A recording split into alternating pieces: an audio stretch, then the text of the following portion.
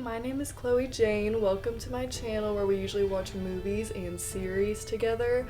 Recently, I've been wanting to get more into books because I love to read, and I've really been wanting to do book to film adaptation comparisons, and I thought the perfect movie film comparison to start off with would be To All the Boys I've Loved Before.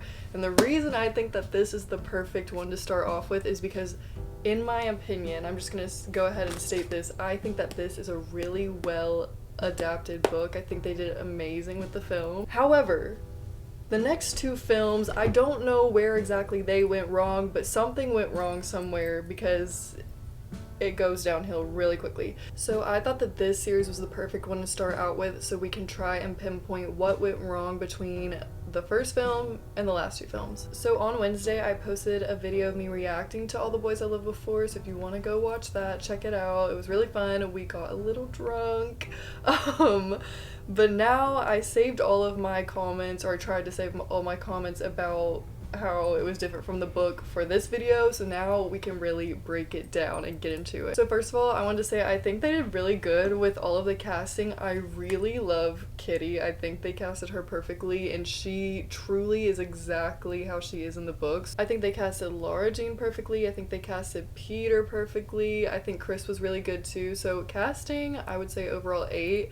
I will say Margot does not look like she's 18. She looks like she's 30. No offense. No tea, no shade, but like, you can tell she's not 18. I will say one of my biggest issues with the difference between the book and the film is Laura Jean's character and how she's portrayed in the book versus the film. I think that in the book she comes off as a lot more bold, assertive, sassy, and in the movie that's just not shown as much. And the reason I think that it's so important is because, you know, she has all these personality traits, like she's romantic, she's whimsical, she's a daydreamer, she likes to bake, she likes arts and crafts, she likes to write these love letters, you know. I think when you have a character that has all of these qualities and interests, most of the time it can almost come off as like childish or naive in a way, and even some characters even like kind of say that to her. But I think why I like her so much more in the book is because there's like a juxtaposition of her having all these qualities but also being super bold and super assertive and like really like standing on business, honestly. And so I wish we would have seen more of that in the film. And I also like it because throughout both the book and the film, people keep calling her like a goody two-shoes or innocent, and it's almost like they're talking to her as if she's naive or weak, but she's not. And that we see a lot more of that in the book rather than the film, is how she really is not like naive at all. I will say one part that I really liked in the movie is when Genevieve is kind of like dissing her boots that she's wearing, and we see a little bit of that sass in that scene because Laura Jean clocks her back and she's like, actually they're vintage. And so I like that we see a little bit of sass. I just wish we could have done a lot more. She's a lot more personality in the book, in my opinion. It's also so crazy because in the film, with her and Peter's relationship, it almost comes across as she is still the one that's like pining after him, I guess, or has the crush on him. But it's very evident in the book that she is the one that's calling the shots, and she's the one that's constantly shutting him down, saying no to him, and he's the one that is clearly pining after her. And so she is the reason that she doesn't have a boyfriend or she's never dated or whatever, because of herself. She gets in her own way and she pushes people away, and that's a lot more clear in the book. I also would have liked to see a lot more of Margot's character. I can't remember if we dive more into Margot's character in the next two films. I don't think that we do, if I can remember. Because in the film they tried to do this by having Margot check up on her sisters and telling them, hey, you need to do your laundry, or you need to clean, and you need to like take on some more responsibility, but it doesn't show to what extent it went to in like as in the book, because in the book literally she was doing everything. She was the mother figure for this family and the wife figure. Like, she was taking care of her sisters, but she was also taking care of her father as well, and it was like a lot, to the point where in the book when she left, literally all that responsible went onto Laura Jean. And I think that's also why I wish we saw more of that side of Margot, because it shows just how drastic of a change Laura Jean was going through during this time of her life, because she was not only going through this change with Peter and putting herself out there more, but also like she was taking on so much more responsibility within her family. In the book, it was to the point where when Margot left, Laura Jean was then expected to provide all the family dinners and go get groceries, and whenever she didn't, the family just wouldn't have anything to eat. Like she would forget to unthaw like chicken or something, and they would be like, oh, well, we don't have any food, like we don't have any dinner. There was one scene in the movie where her dad was cooking dinner for them, and I was like, wait a minute, where was this energy in the book? Like, he never cooked one meal for them. And in the book, they literally expected Laura Jean to prepare their entire Thanksgiving dinner and even like the turkey. And I'm like, why? Is not gonna know how to do that. Why would you expect her to know how to do that? And they even explained in the book that when their mom died, Margot was the one to find her and call 911 and call their family. And so, I don't know, I think that alone shows so much of Margot's character and why she's the way she is, and I wish we would have seen that at some point throughout the series, but yeah, that was one of my complaints. One of my other issues with the film is that they had a big focus on a lot of the side characters and Laura Jean's relationship with a lot of the other characters, like her family members and her friends. And the reason this is an issue for me is because I've started to notice that specifically in rom-coms, they don't really flesh out the romance enough because they're also focused on, I guess, the comedy aspect. And I feel like with this is kind of the same thing, except they really didn't have that much comedy. It was more of them just focusing on Laura Jean's other relationships with her family and her friends. So like Kitty, her dad, Chris, Josh, and Lucas, which it was just a lot of characters to balance, and I think it took a lot of time away from her and Peter's relationship, if that makes sense. For example, in the film, there are a lot of scenes where Laura Jean will be having a conversation with somebody, and the whole purpose of that scene is for that character to tell Laura Jean how happy she's been with Peter, or how much they like her and Peter together, or how much she's opened up to the world when she's with Peter. This happens with Chris, and she's telling Laura Jean, yeah, I've never seen you this happy before since you've started dating Peter, and then her dad even chimes in, and he's like, yeah, you've really opened up to the world. Happens again at the cabin with Lucas, and he's, telling her, no, I think he really likes you. He's done all these different things. He has a crush on you, or he likes you. And then this happens again with her dad whenever they go to the diner, and he's like, yeah, whether you still like Peter or not, like, you've really started to open up to the world. And at the end we have Kitty and Josh showing her all the notes that Peter wrote to her, and it's like, again, they're saying, no, like, he likes you. And I'm just like, if we didn't have all of these separate side conversations where these characters are telling her that Peter likes her, we could have just had in replacement scenes where her and Peter are together, and we can actually see how much he likes her, and we can see their dynamic together and how much she's opening up to the world, how he's challenging her to like become a different person and grow, right? Like, that's just my opinion. I feel like there were so many good examples of scenes in the book that would have shown this to us so much better instead of just having these other characters in the film telling her this. It's like they were almost like trying to tell her this, but also telling the audience, like, no, these people are good together. Just show us that these two characters are good together. Like, we don't need you to like keep reaffirming it to us through words. There's one scene in the book that I think would have been really good to include in the film for this reason, and it was the scene where Laura Jean and Peter were going to an estate sale for his mom's business, and Laura Jean finds like this ornament that she really wants, and she goes up to the guy in charge of the sale and she asks him how much it is, and he's like, you have to buy the whole set. You can't just buy the one thing. And so she just turns away and she's like, oh, never mind. But then Peter actually says, no, go negotiate with him, go try and bargain with him, and he's pushing her to be more assertive and to like actually know how to confront people and deal with conflict instead of just like turning away. And so I thought that was like a perfect scene to show like how Peter challenges her and how he's pushing her to grow. And I don't know, I think we could have had more scenes like that in the film, and it would have shown us that instead of having these characters just talk about how good they are together. But besides that, I would also say there was a lot of just like side conversations between characters, and I don't really know what the purpose of it was. Like, if it was for comedy, even though I didn't think it was funny, I don't know what the point of it was, and I think it took away time from the romance being fully fleshed out, in my opinion. Let's start to break down the whole plot of both the film and the book. One thing that I really liked that they included in the film was her fear of driving and how they used driving as a way to show her character growth towards the end of the film. I really do like that they included that. However, in the beginning of the movie, whenever she's backing up and then she almost hits Peter and he's like, whoa, whoa, whoa, whoa. And then he goes and talks to her. I think that could have been a lot more dramatic. Like, it felt very, like, anticlimactic. Like, she just started backing up, and then it's not like she hit him. Like, she just, like, looked and he was there, and she was like, oh my gosh. Because in the book, she actually wrecks his car. She hits his car.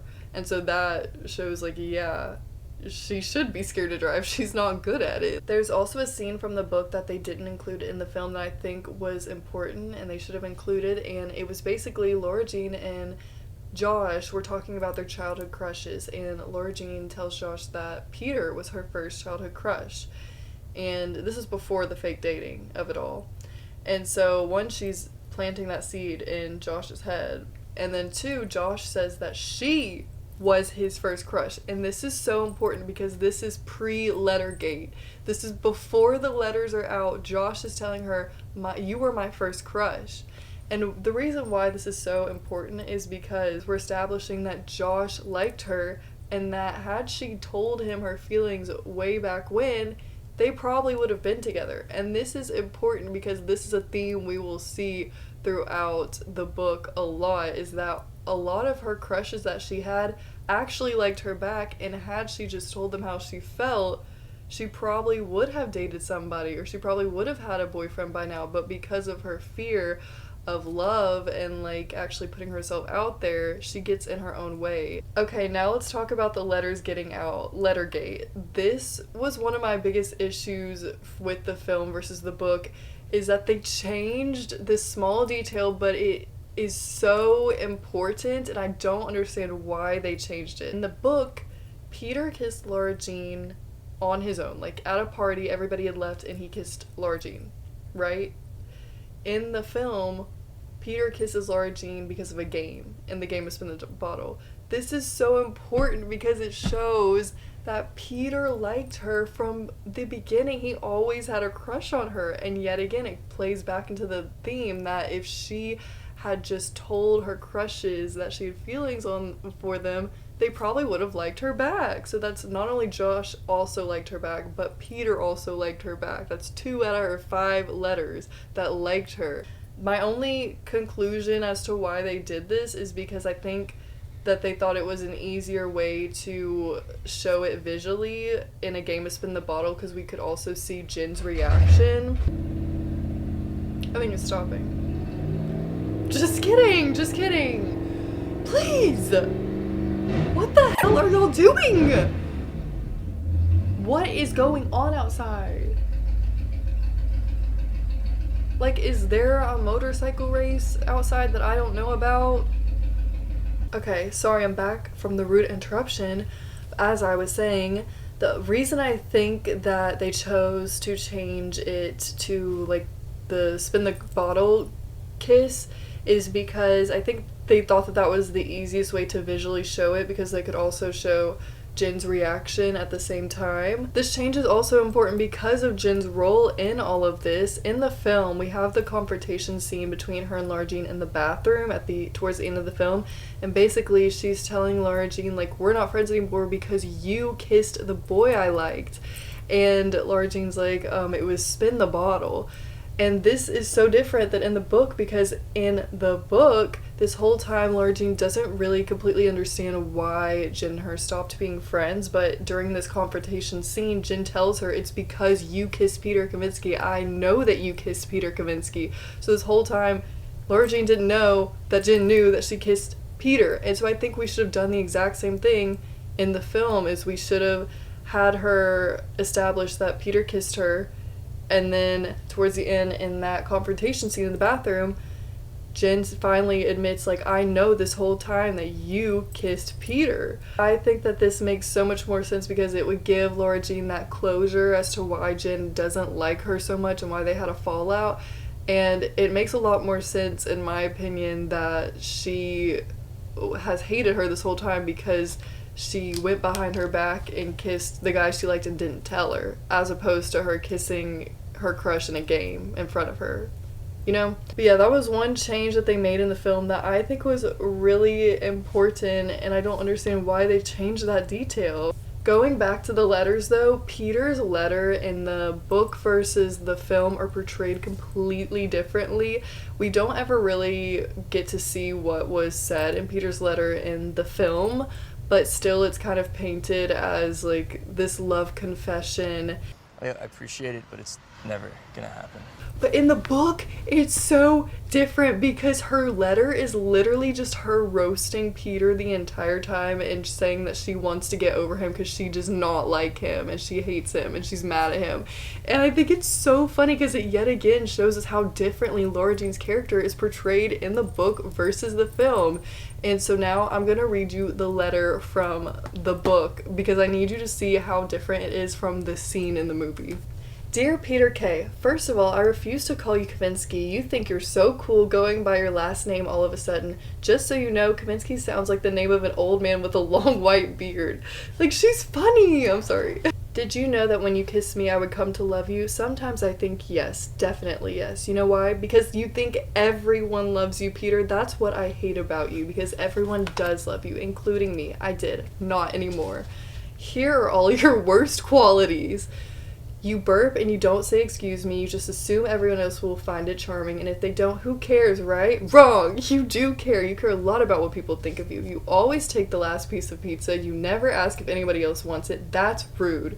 You're so good at everything, too good. You could have given other guys a chance to be good, but you never did. You kissed me for no reason, even though I knew you liked gin, and you knew you liked gin, and Gin knew you liked gin, but you still did it, just because you could. I really want to know, why would you do that to me? My first kiss was supposed to be something special, and I didn't have any of that. Thanks to you, it was as unspecial as a kiss could be. The worst part of it is that stupid nothing kiss is what made me start liking you. I never did before. I never even thought about you before.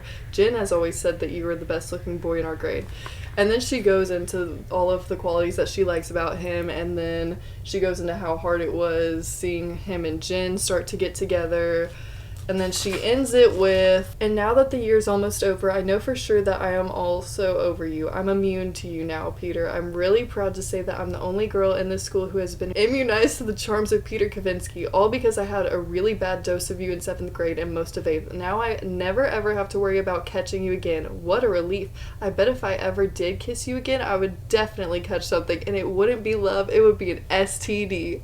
Laura Jean song. An STD girl. I think she's just so much funnier and sassier in the book, and she's not portrayed like that at all in the film. And even in the book, when Peter is confronting her about the letter, he's not here to let her down and reject her. He's angry and he's confronting her about all the things she said about him, and he's like, why did you say this? Why did you say this about me? Like, he's mad that she was calling him all these names and stuff, and he's there to make sure she wasn't like telling people that he had STDs. In the movie, he's just there to reject her, and he's like, I don't look at you like that. And I'm like, that is not at all how it went down. Like, they make her look like she's this lovesick puppy who's pining after these guys, and yeah, she kind of is, but at the same time, she's so much funnier and bolder and sassier in the book, and I wish they would have showed that. And even in the book, he wants to keep the letter because he's flattered by it, and he apologizes to Laura Jean for how he treated her in middle school. And that's just so different from what he's doing in the film. I will say I love in the film how they made her faint, because they had that line in the book about, if I wish I was a girl in a movie so I could just faint and pass out and wake up and everything would be alright. I love that they decided to add that into the film. That was such a cute little detail. I also really love the whole scene in the film where her and Peter, you know, talking about the letter, and then the music starts to play and Josh pulls up with his letter and she sees it and the music starts to increase, and then she pushes him to the ground and she kisses him, and then all the runners run by. It's like very cinematic. I love it. It's very dramatic, it's cinematic, it's all the matics. But yeah, they ate with that scene, and I think I do prefer how it happened in the movie versus the book whenever she jumps him in the hallway, which yet again shows how insane and bold she was, but I do like how it was done in the film better. Another choice that they made in the film that I was very confused by was Kitty and the letters getting out. So they basically have a shot where Kitty is looking up at a hat box would be, and we know this because we saw this shot before when Laura Jean was grabbing the hat box. So, and then we also have another shot of her where she's like looking suspicious while Laura Jean's trying to find the the hat box. So we know that she was the one who sent it out in the film, right? However, in the book, they don't tell us that Kitty is the one who sent the letters out at all, probably because it's from Laura Jean's point of view, but we see in the end when she confronts her, she admits, and that's like the reveal, is she is the one who sent out the letters. And they had it set up perfectly in the film to do this. Like, they had it set up to where the letters got sent out through the donations to Goodwill, right?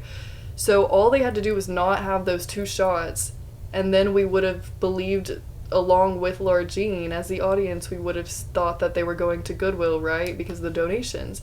And then at the end, whenever Kitty confesses to sending out the letters, we would have, as the audience, found out the same time as Laura Jean that they got sent out. And I think that that would have made that whole scene at the end a lot more dramatic, because we would have been finding out at the same time as Laura Jean. So I don't know why they decided to show us that when they could have just easily done like the reveal and it would have been a lot more interesting. But okay, one thing about the film, I love the whole scene where they're making their contract together for their fake relationship. I think everything about this scene is so cute. It's very rom-com-esque. I also love how they're mentioning these other rom-com movies, and then he mentions Fight Club, and they're adding them to the list to watch together. I think that's so cute. And then I also love the blocking in this scene as well, because they start off this conversation with them on the bench, but they're facing in opposite directions, right? As they're making this contract, Peter walks around the bench and then he sits down, so now they're facing each other, and they end the scene facing each other as they're finally on the same page and they have come to an agreement. And I really like the blocking in this scene. I think it looks really nice. However, one thing about this scene in the film that I didn't like is the part where Laura Jean is bringing up how she doesn't want him to kiss her anymore, and she wants to save all of these first for an actual real relationship and not a fake one.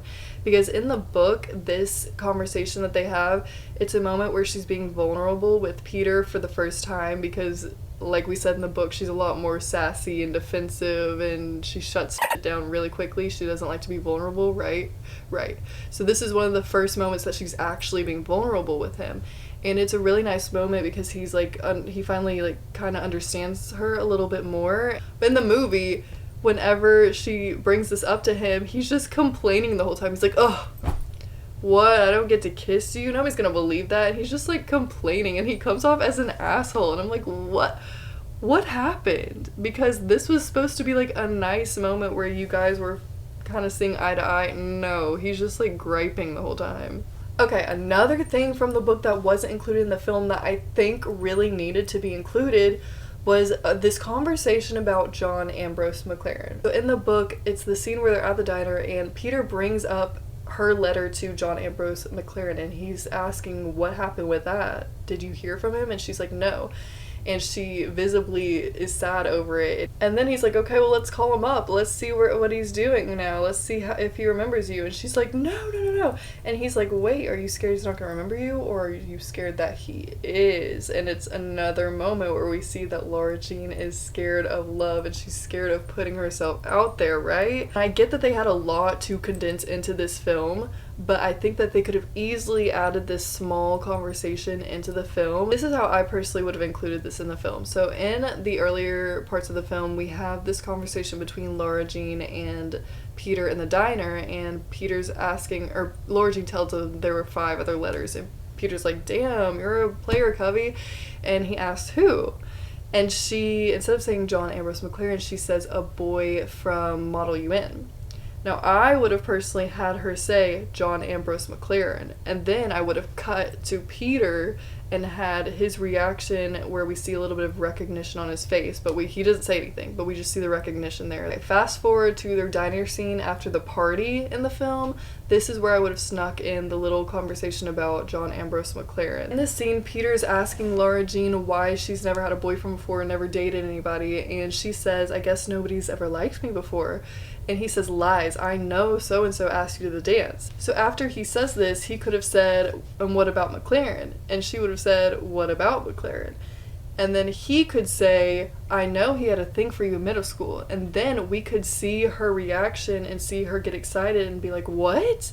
And then we could come back to Peter and have his reaction clocking that she still likes him. By her excitement over John Ambrose McLaren, we could clock that he is clocking that he okay, I gotta stop saying the word clock. We would notice his reaction and how he's noticing her reaction, and then I would have his reaction shift to interest, and he would ask, so what about the letter? Has he reached out to you? Because now, after seeing her reaction, he would be a little bit jealous. She would respond and say, I don't know what happened, and he would say, well, why do you sound so sad about it? And she would say, I'm not. And this is kind of what happened in the book, but I would have him say, well, why don't we reach out to him? And he would start to pull out his phone, and she would try to take it from him and be like, no, and start like freaking out. And this is the point where we would transition back into the conversation that they have in the film, where she starts to talk about how scary love is when it's real. And so I would have Peter say the line that he says in the book, which is, what are you so afraid of? That he doesn't remember you, or that he does remember you? And then she would start talking about, well, when love is when love is real, it's scarier because you could lose somebody. I think that this would have been a great addition to the film because, one, it would have planted the seed for the storyline with John Ambrose McLaren that happens in the second movie, and we know that they were already kind of thinking of doing this because after the end credits, they have that scene with John Ambrose McLaren where he shows up at the door with the letter. So this would have set up that storyline for the second movie. And then also it shows again that Peter has feelings for her because we can see the jealousy of how she's reacting to John Ambrose. And then third, it also shows yet again that one of her crushes in the letters that she sent, that got sent out, also had feelings for her. So it shows that 3 out of the 5 letters that got sent out liked her back, and had she just expressed her feelings back then, she probably would have dated and she probably would have had a boyfriend by now. One thing about the film that I did not like is the whole love triangle situation with Josh it was not even prevalent in the film, but in the book it's very much there. We very much have tension between her, Josh, and Peter. In the book, Josh is there to show Peter's jealousy and show that Peter does like Laura Jean, just like Jen is used to show Laura Jean's jealousy and that she does like Peter. Because in the film, Laura Jean's jealousy is very much shown with Jen, but it's not shown with Josh and Peter. Another scene that I think was so important for the film that they did not show was the scene in the book where Peter kisses Laura Jean in front of Josh. So basically, Peter drops Laura Jean off at her house, but she forgot her keys and her phone in his car after he already drove off. So she goes over to Josh's house to ask for a spare key, but then as she's at Josh's house, Peter pulls back around with her keys and her phone. And so she's like, never mind, Josh. She goes back over to Peter, and he hands her stuff, and then Peter's like, is Josh still outside? And she's like, I don't know, he was a second ago. And then Peter says, okay, well then just in case. And he kisses her, and then he drives off. And that is such a great scene for like a fake dating trope, because he's using this excuse of Josh being there to kiss her when we know he really just likes her and wants to kiss her, right? And I don't know, I just wish this scene would have been included in the film, especially because at this point Laura Jean is starting to catch feelings, and so this is the part where she doesn't know, like, is this real or what's fake? I can't tell. And so this is the perfect scene to show that, right? Another really important thing that they didn't include in the film was the fact that Josh kissed Laura Jean. This was so important to the love triangle, and I don't understand why they removed it. The only reason I can think of is maybe they were trying to redeem Josh's character at the end whenever he's kind of having this conversation with Laura Jean and Kitty, and they're seeing eye to eye, and she's reading the notes in front of him. I think that's the only reason is I think they wanted to make him look like a good guy, but I don't even know what the point of giving him a redemption would be, because he doesn't even play any kind of part in the next two films. So I don't see what the point was. Like, the fact that he kissed her was so important in the book because then it shows Peter's jealousy and how he actually has real feelings towards Laura Jean, right? And in the film, I think that they tried to show Peter's jealousy towards Josh was in the scene whenever they're in the hallway and Peter and Josh are having a conversation, right? And then Peter notices, and then he starts a fight with Laura Jean, and he's like, hey, what are people gonna think when they see my girlfriend cozying up to Sanderson? But this doesn't work because all they were doing was having a conversation in the hallway, and now he's mad. And this would have worked so much better had Josh kissed her, because in the scene, Laura Jean is upset about Jen and how Peter keeps having conversations with Jen, right? Because they showed us that in the film. But they didn't show us any of the conversations or any of the things with Josh, so there's no reason for Peter to be jealous, and so he doesn't even have anything to argue about. So then he talks about how Laura Jean never posts him on Instagram, and it's like, what are we doing? Like, really, you're just making stuff up now. Because that was one thing that bothered me, is Jen was supposed to show Laura Jean's jealousy and feelings for Peter, and Josh was supposed to show Peter's jealousy and feelings for Laura Jean. But the whole love triangle thing was not fleshed out. It didn't work. So not only was the kiss between Josh and Laura Jean important for showing Peter's feelings and the jealousy and the love triangle of it all, it was also so important for the scene at the end where Margot is home and she overhears that Laura Jean was in love with, you know, her ex-boyfriend. Because in the film, how this plays out is that Margot overhears that Laura Jean was in love with Josh. In the book, Margot overhears that Laura Jean kissed Josh. Obviously, her kissing Josh is way more of a betrayal, and it's way more dramatic than her little sister having a crush on her ex, right? So since Laura Jean and Josh didn't kiss in the film, it made the scene very underwhelming, and the conflict between Margot and Laura Jean was literally solved in like 2 seconds, because there was barely any conflict because nothing happened. Her little sister just had a crush on her ex-boyfriend, you know? So, I don't know, I think, like, we should have had that kiss because it would have actually given us a reason to have conflict between the sisters. One of my favorite scenes that they added to the film that wasn't in the book was the scene with Laura Jean and her dad in the diner. I love this scene so much. It's so cute, and it's basically her dad telling her how proud he is of her and how she's opened up to the world.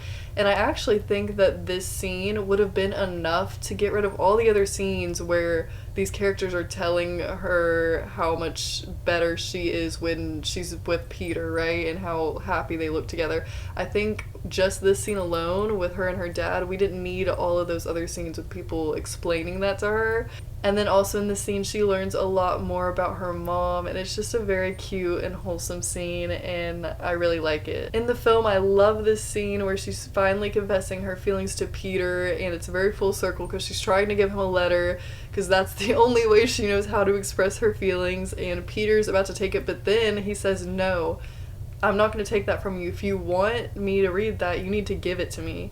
And I love this because it shows that Peter is really challenging her and pushing her to, you know, express her feelings and face her fears and actually confront this issue that she has with telling people how she feels. It is a little crazy to me that he said he was in love with her. I was like, whoa, whoa, whoa, whoa, whoa. Like, literally, like, whoa, whoa, whoa, whoa, whoa. Just like Peter, I was shocked that he said that because, like I said, I don't think that the romance was fully fleshed out enough for him to confess his love, but I also feel that way about a lot of rom-coms. Like, they will confess their love for each other at the end, and I'm like, whoa, whoa, whoa, whoa, like, I didn't know we were at that point. Like, I didn't feel like we were shown that enough. Also, notice how Laura Jean did not say she loved him back. This whole book and film was basically for the avoidant attachment girlies, and basically saying, hey, if we didn't actually avoid people that we're interested in, maybe we wouldn't be single. Like, that's literally the point of this film and book. So overall, I thought that this was an amazing adaptation. It really felt true to the book and the story and all the characters for the most part. But I really do love this film. I think the hot tub scene was so iconic. I love the scene where they're making their contract. It's so rom-com. It's so cute. And then I love the scene with her dad as well. That's such a cute, wholesome moment. But yeah, this was such a fun deep dive, and this was such a fun book and movie to compare because truly they did such a great job with this adaptation. And I really love this film. Like, it's, in my opinion, I think that this is the best rom-com in the past 2 decades. Or at least since the early 2000s, this is the best rom-com, and I will die on that hill. If you're still here, thank you so much for watching and nerding out with me. I just love books, I love films, and I love seeing how a book gets adapted to a film and what gets lost and what gets prioritized in the film. I think it's so interesting, and if you have any book to film adaptations that you would want me to talk about and compare, let me know. But yeah, stay tuned for the other 2 books/films in this series because we're going to talk about it. And yeah, thank you so much for watching.